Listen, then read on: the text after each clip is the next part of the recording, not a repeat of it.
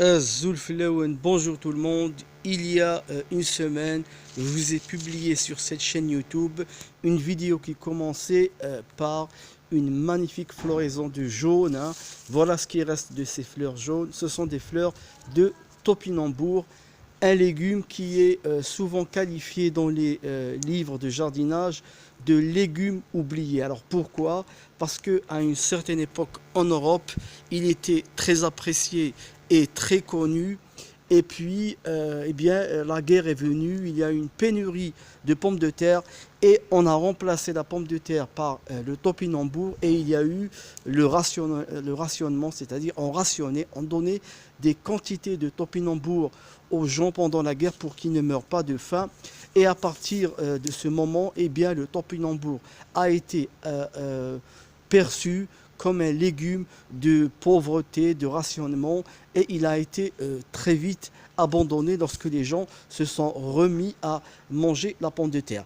Et c'est dommage parce que c'est un légume très intéressant que j'inclus, hein, dans ma liste de plantes de survie, hein, de plantes de résilience. Alors pourquoi? Parce que plusieurs fois, en me promenant dans la nature sauvage, il m'est arrivé de croiser du topinambour qui devenait une plante sauvage, qui s'en sortait très bien.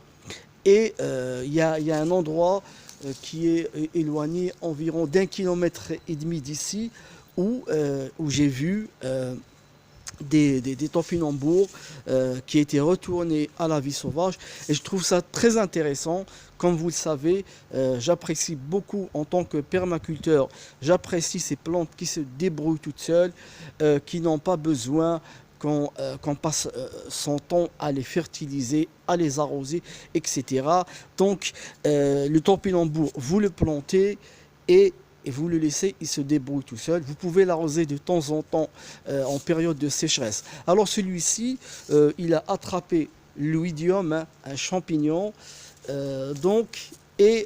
C'est tout à fait normal parce que en automne, hein, donc en ce moment, il est arrivé en terme de son cycle végétatif annuel puisque les feuilles vont se faner, la partie aérienne va mourir et on pourra cueillir les tubercules dans le sol qui ont le goût, on le décrit souvent comme ayant le goût de l'artichaut.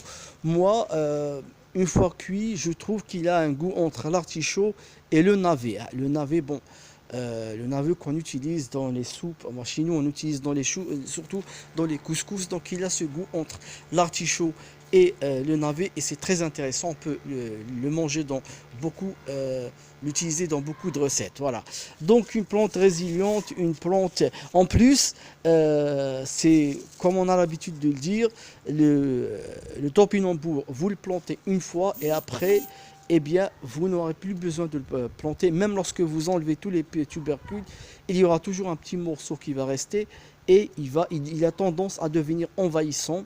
Alors les gens se plaignent des plantes envahissantes, moi je les trouve fascinantes. Ce sont des championnes et puis ce sont les plantes envahissantes qui sont en réalité les plus intéressantes parce que ce sont les plus solides, celles qui poussent le plus vite. Voilà donc ce que j'ai à dire sur le topinambour. À la prochaine vidéo.